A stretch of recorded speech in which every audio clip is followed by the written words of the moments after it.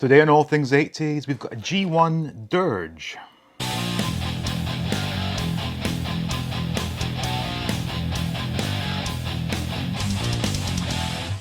Welcome back to All Things 80s. Now, I was recently bemoaning the fact that I didn't have enough Decepticons in my collection. So, I've addressed it with this G1 Dirge, which is in fact a Comemerative Series G1 Transformer. So, I've not had one of these yet, and I'm very interested to see what it's all about. So, without further ado, let's take a closer look at Dirge. So, Transformers Commemorative Series 7, and this is the Decepticon Dirge. Whilst the packaging is reminiscent of the 80s, it's not the same packaging that we remember as children, but nevertheless, still looks pretty good. Side panel here, or bottom panel I should say, shows it in jet mode and Decepticon mode. Again, repeated up here, start and then finish. The side panels, just telling us it's the Commemorative Series. And on the back has the text spec in a chart format that does not require a decoder, so I guess they didn't want to give us the decoder, which is fair enough. 2003, so this is almost in itself a vintage piece. So what, 18 years old? That's incredible. And of course transformers.com, blah blah blah. So, other thing to note is this is like a book style package with Velcro fastenings, so you can open it and we can see here there's Dirge himself, and here are the Transformers that were available in Series 5, and as we have here, Series 7. These do look really, really good, so I may track down some of these. As I mentioned in the introduction, I do not have enough Decepticons in my collection, so that's why I went looking for this. The other ones shown here, not necessarily ones I want, but regardless, we're here to look at Dirge. So anyway, all in all, packaging is rather nice, and I can see there's one tape slit on the back or the side here, so we'll get that popped, and hopefully it will be easy to get Dirge out of his packaging.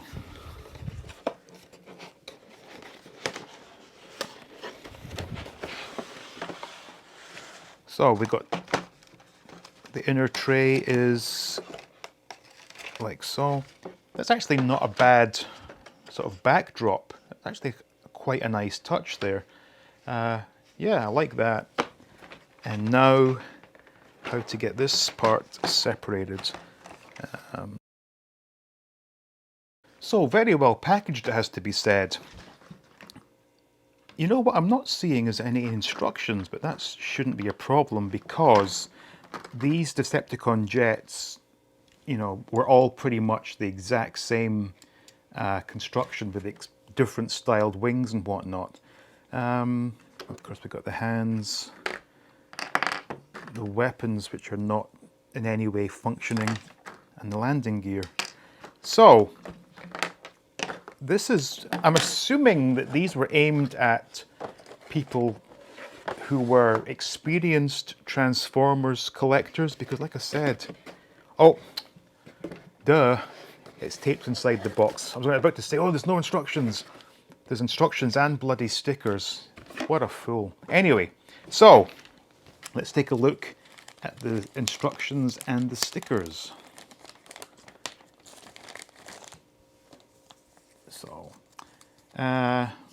this not as impressive as the original booklets, but I guess they got to cut costs somehow. So nothing on the back, and there's your start to finish and how to apply the stickers. Also has the rub sticker. I'm always saying this on my Transformers videos, but this studio apartment is freezing at times, and in the height of winter it is very cold, so I don't know if we'll be able to get this to change colour. Ever so slightly, I think. Yeah, there we go. Can you see that? One more try there. Yeah. Okay, anyway, as I said, I shouldn't need to refer to these instructions because it should be the exact same as my Starscream. So I have to confess, I made a real mess of that transformation, so much so that I had to disassemble it and reassemble it. I'm going to say it was a factory error, but I'm thinking more likely probably user error on my part. I also took the chance to apply the stickers, which I have to say was a real major pain in the ass. But anyway, here we are in jet mode, and it looks just like really any other Decepticon jet, with the exception that this one has the tail piece and the wing. It's all one piece, they're not separate parts. So I guess we'll try and transform it this time. Hopefully I don't screw things up quite as badly as I did the first time.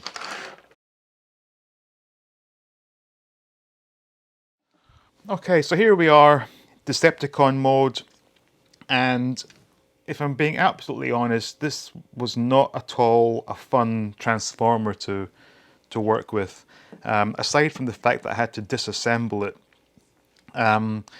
it, it looks all right, but it just doesn't excite me the way some of the other ones do. Now, because of me taking it apart, I've left these arms that are a little bit loose, and the problem was when it came from the factory, it was so stiff that I could not actually turn these without breaking the plastic, which is why I had to disassemble it. Now that I've got it back together again, it's left these a little bit on the loose side. It does say on the boxes, I think it says ages 5 and up, which I think is a bit of a nonsense, given there's no way a 5-year-old could apply these stickers. And even trying to be careful, I'm not happy with how I've put them on.